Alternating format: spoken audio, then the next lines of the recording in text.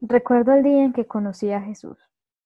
Ese día estábamos muy preocupados antes de que Él llegara porque teníamos cuentas pendientes, impuestos que dar a Roma y hacía días no podíamos tener una buena pesca.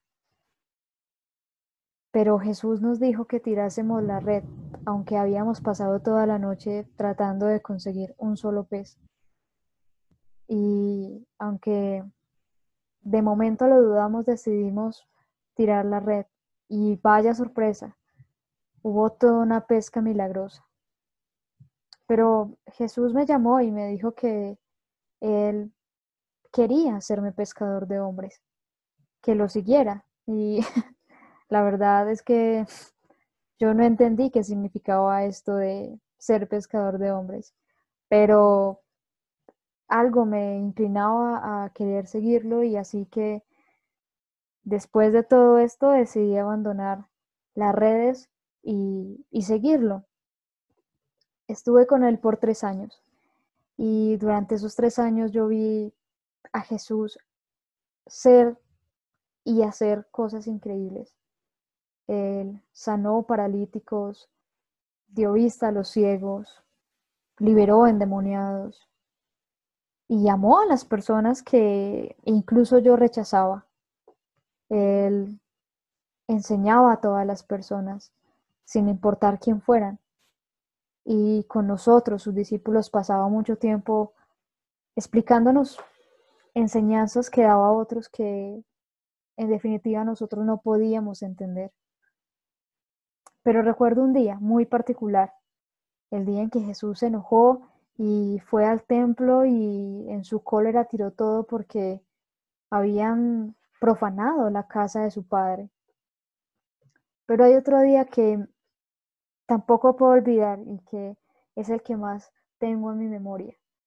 Es el día de la última cena. Ese día Jesús habló de un tema que a nosotros no nos gustaba que él hablase, y era cuando hablaba de su muerte.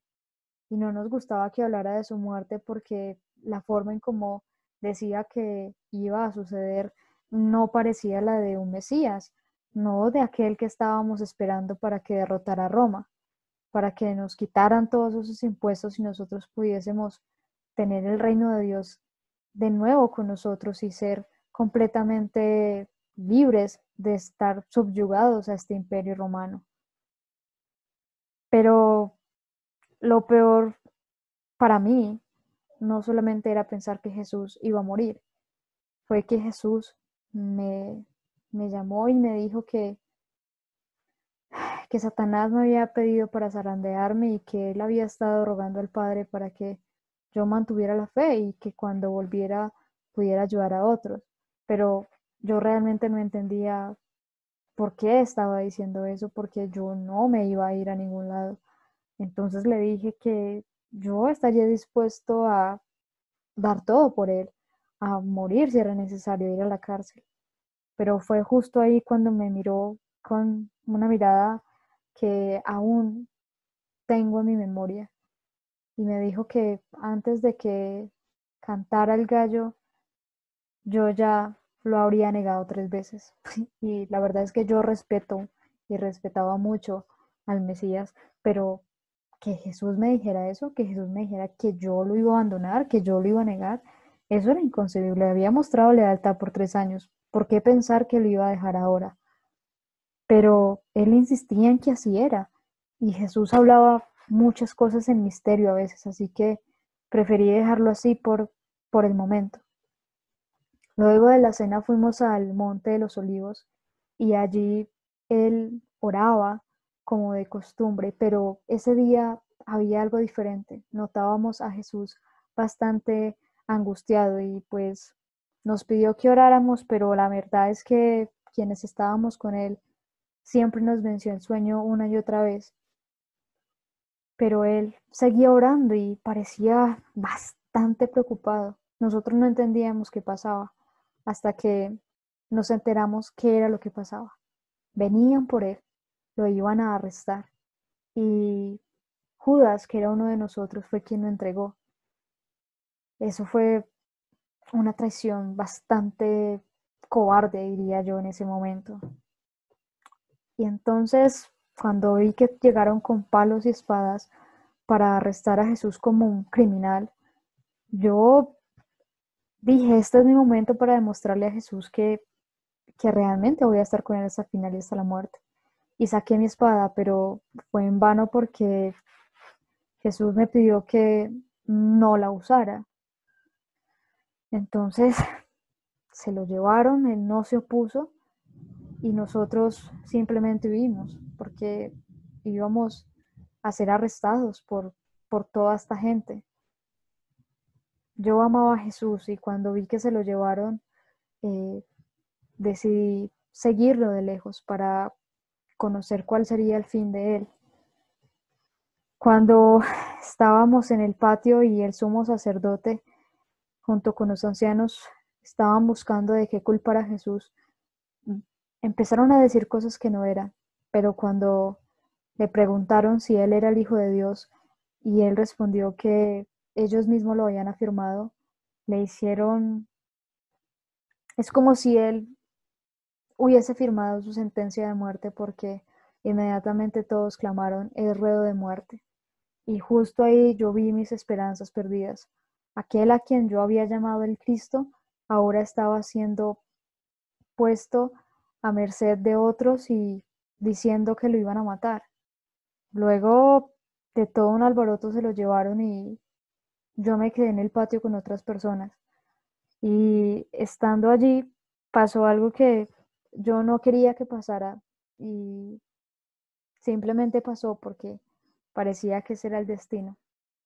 Una criada me vio y me dijo de la manera menos discreta posible y delante de todos los que estaban alrededor, tú también estabas con Jesús el Galileo. Nadie sabe lo que yo sentí en ese momento. ¿Qué creen ustedes que hubiera pasado si hubiera dicho que sí? Terminaría teniendo el mismo fin que Jesús. Y la verdad, yo a duras penas estaba soportando lo que estaba pasando. Entonces lo negué delante de todos y dije, mujer, no sé qué es lo que dices. Yo realmente no supe cómo más reaccionar. Mm, y decidí entonces irme y me sentí muy mal, pero sabía que tenía que huir de ese lugar.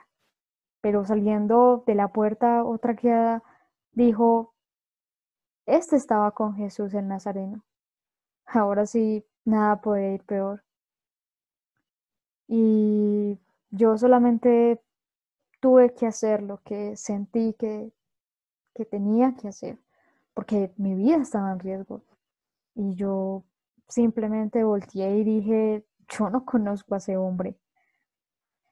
Y cuando pensé que entonces ahora sí podría librarme y podría irme, todos los que estaban ahí empezaron a dudar de mí y me dijeron, verdaderamente tú eres uno de ellos porque se te nota por la manera en cómo hablas.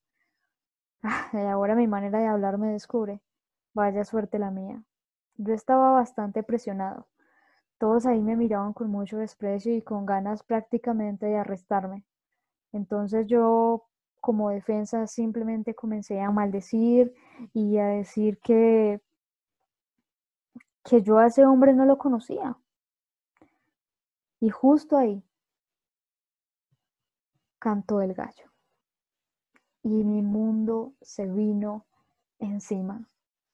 Yo pensaba en Jesús mientras lo llevaban y cómo me miraba. Pensaba en lo que habíamos hablado. Entonces sentí vergüenza, tristeza, decepción de mí mismo de que no pude cumplir una promesa a Jesús, quien era mi maestro, el Mesías, y quien era mi amigo, quien había sanado a mi suegra, quien había multiplicado los peces para mí y con quien había encontrado un propósito. Así que salí de allí bastante derrotado por mí mismo, por mi cobardía, por miedo al que dirán, por miedo a que me arrestaran y porque me puse a mí por encima del Señor Jesús, aunque Él nos había advertido que esto pasaría. Lloré amargamente esa noche, aún lo recuerdo. Pero bueno, Jesús resucitó y esa es la gran historia en todo esto. Y luego nosotros, aunque estábamos de pesca nuevamente, Él fue a nosotros y yo sentí que tenía que hablar con Él, así que me fui antes que todos nadando y me acerqué a Él y me sentía bastante avergonzada, no sabía qué decirle, qué podría decirle, pero Él no me reprochó nada, simplemente me preguntó que si lo amaba. Lo hizo por 3 veces y yo esas 3 veces le dije que sí. Y Él una y otra vez me dijo, entonces, apacienta mis ovejas, cuida mis ovejas. Y bueno, nos quedamos aquí charlando con todos los discípulos y finalmente aquí estoy, apacentando las ovejas del Señor. Yo soy Pedro, quien negó a Cristo, pero ahora proclamo a Cristo resucitado.